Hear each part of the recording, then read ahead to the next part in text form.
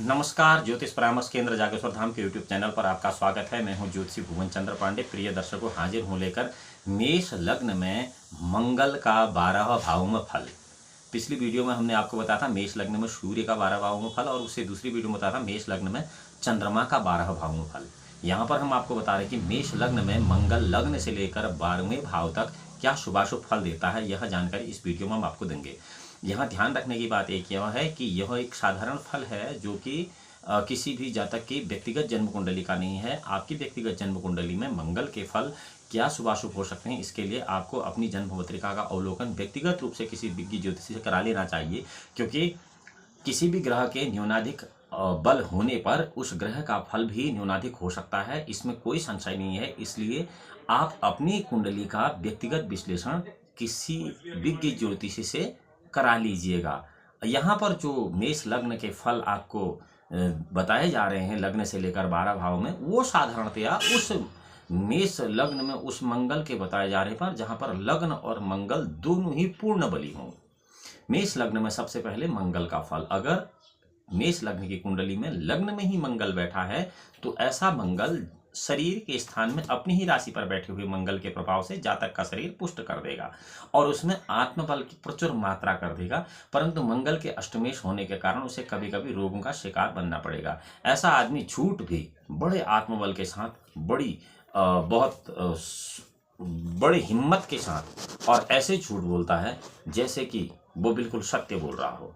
मंगल की ऐसी स्थिति होने पर जातक को माता का सुख, घर का सुख, मकान का सुख के संबंध में, व्यवसाय के पत्नी के सुख के संबंध में कुछ परेशानियों का सामना करना पड़ता है। अष्टम आयु भवन में पूर्ण दृष्टि के देखने के कारण मंगल जातक की आयु को लंबी कर देता है और उसे पुरातत्व का लाभ देता है। पुरातत्व अर्थात पैतृक संपत्ति का। अगर मेष लग्न की कुंडली में मंगल लग्न को छोड़कर धन भाव में किसी जातक की जन्म कुंडली में बैठा है तो दूसरा धन एवं कुटुंब के स्थान में मंगल की शुक्र की राशि पर बैठने के कारण जातक धन संचय में कमी करता है, अर्थात वह पैसा बचाता नहीं है, खूब पैसा बर्बाद कर देता है, खर्च कर देता है। शरीर स्थान में कष्ट का सामना करता है क्योंकि उसका जो शरीर होता है वो रोगी होता है। मंगल चतुर्थ मित्र दृष्टि से विद्या बुद्धि के पंचम भाव को भी देखता है तो जातक की विद्या प्राप्ति के मार्ग में कठिनाइयां आ जाती हैं और कुछ कष्टों का सामना करता है। उसकी शिक्षा भी अल्प ही रह जाती है। और सातवीं दृष्टि से आयु एवं पुरातत्व के भाव को जब मंगल देखता है तो मंगल इस कारण जातक को दीर्घायु बना देता है, यानी कि वो आदमी दुख ज़्यादा समय तक भोगता है। और मंगल आठवीं मित्र दृष्टि से भाग्य भाव को देखता है और इस कारण जातक के भाग्य में रुकावट आती है, अर्थात उसका कोई भी काम सीधे सीधे बनता नहीं है, उसे बहुत ज़्यादा प्रयत्न उसमें करना पड़ता है। बहुत सारी मेहनत के बावजूद भी जातक उस काम का फल लेने में या उस काम का श्रेय लेने में बहुत पीछे रह जाता है, इसमें कोई संशय नहीं। मंगल अगर मेष लग्न की कुंडली में तृतीय भाव में हो, जिसको हम पराक्रम का घर कहते हैं, तो वहाँ पर अपने मित्र बुध की राशि में होगा और ऐसा जातक पराक्रम और हिम्मत की विशेष प्राप्ति करता है। लड़ाई झगड़े में बड़ा मास्टर होता है, परंतु अष्टमेश होने के कारण भाई बहन के सुख में उसे कुछ कमी बनी रहती है। मंगल चौथी मित्र दृष्टि से शत्रु के घर को भी देखता है, ऋण रोग शत्रु के छठे भाव को, अथवा जातक अपने शत्रुओं को मारने में हिम्मत से काम लेता है, यानी कि शत्रुओं का तो नाश कर देता है।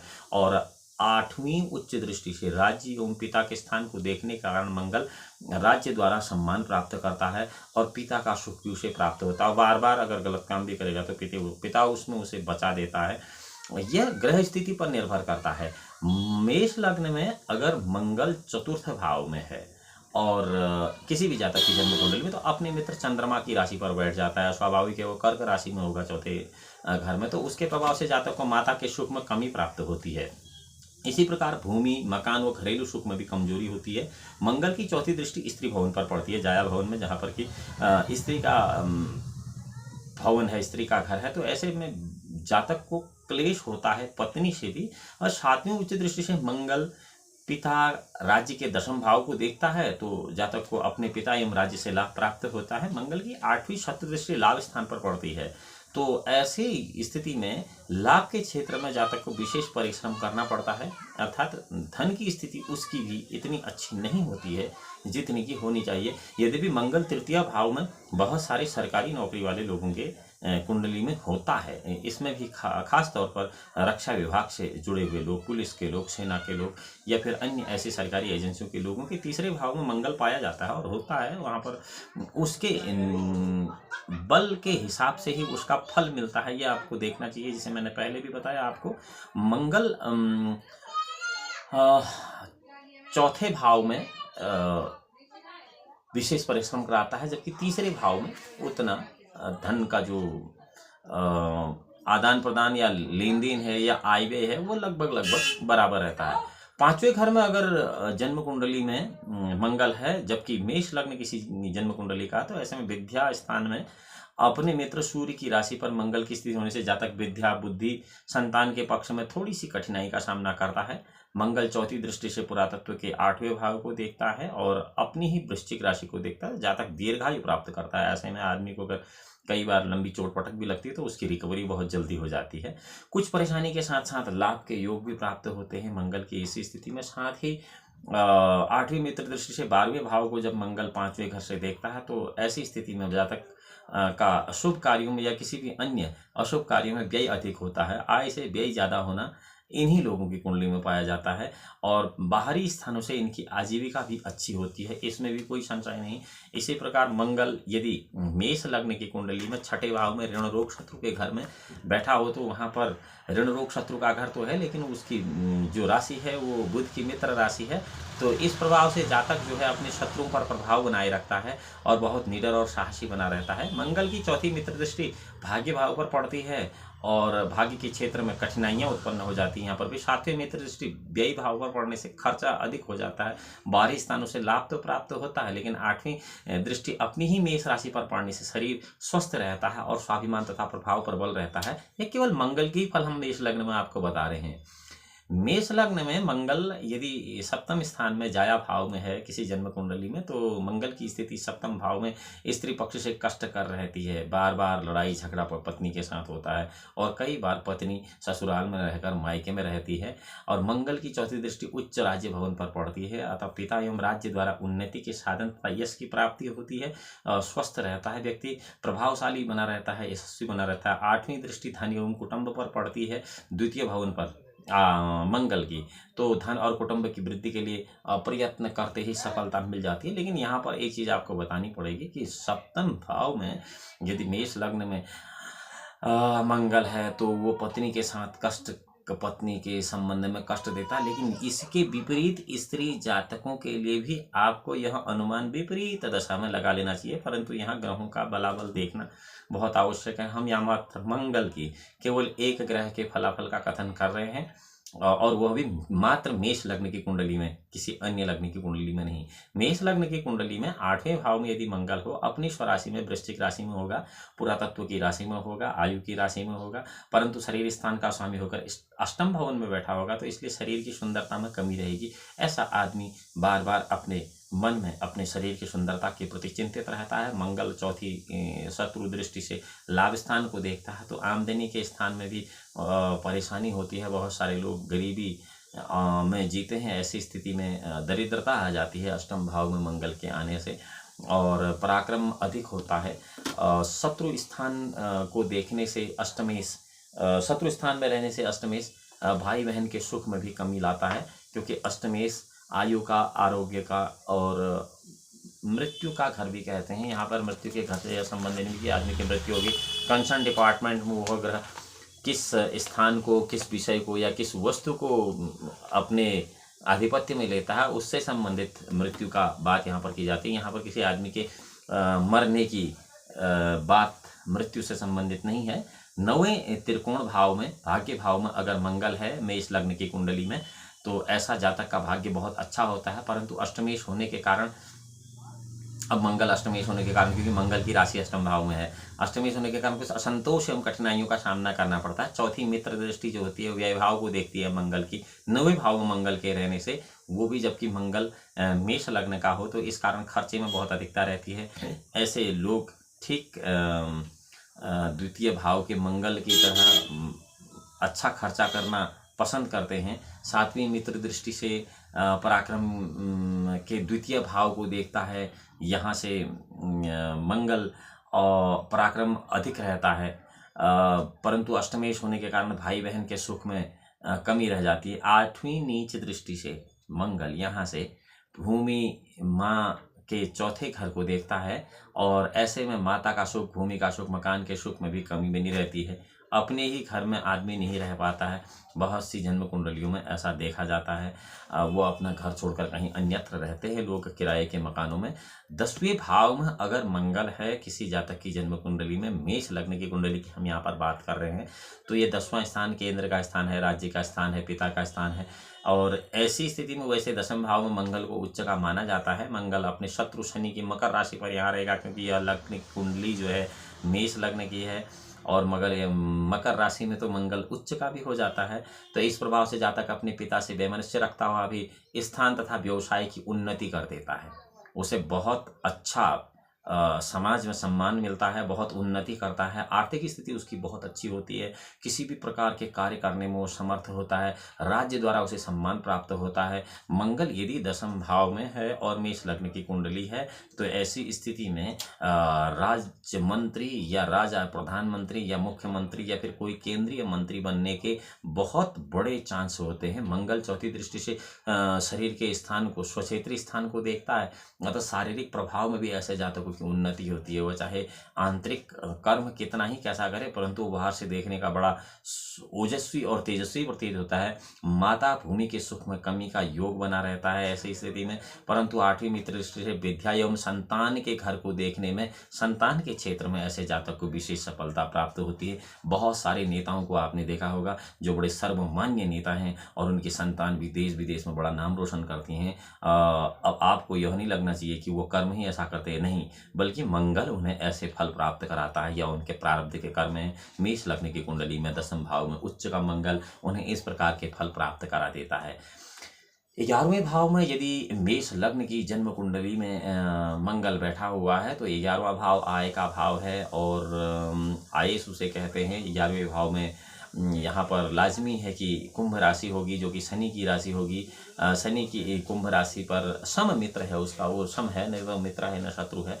तो ऐसे प्रभाव से जातक को आय के साधनों में सफलता प्राप्त होगी। यानी कि ऐसा आदमी पैसा बहुत कमाता है, वो खर्चा बिल्कुल करता नहीं है, बहुत कंजूस और कृपण टाइप का आदमी हो जाता है। परंतु अष्टमेश के दोष होने के कारण आमदनी के क्षेत्र में कभी कभार कठिनाइयां आती हैं, लेकिन जब भी पैसा कमाता है बहुत भारी मात्रा कमा लेता है। मंगल चौथी दृष्टि से धन कुटुंब के द्वितीय भाव को अपने शत्रु शुक्र की राशि में बैठा हुआ यहाँ से देखता आता है। धन तथा कुटुंब में असंतोष बना रहता है। बहुत सारा पैसा होने के बावजूद भी ये लोग अपने परिवार के साथ नहीं रहते हैं। बहुत सारी स्थिति में ऐसे लोग करोड़ों रुपया दान में लोगों को देते हैं, लेकिन अपने संतान को नहीं देते हैं, अपने बच्चों को नहीं देते हैं, और अपने बच्चों के साथ रहते भी नहीं हैं। इनकी प्रवृत्ति बड़ी दुष्ट प्रवृत्ति बना देता है यह ग्रह। छठे भवन 8वीं मित्र दृष्टि से ये छठे शत्रु के घर को देखता है मंगल यहाँ से एकादश भाव से।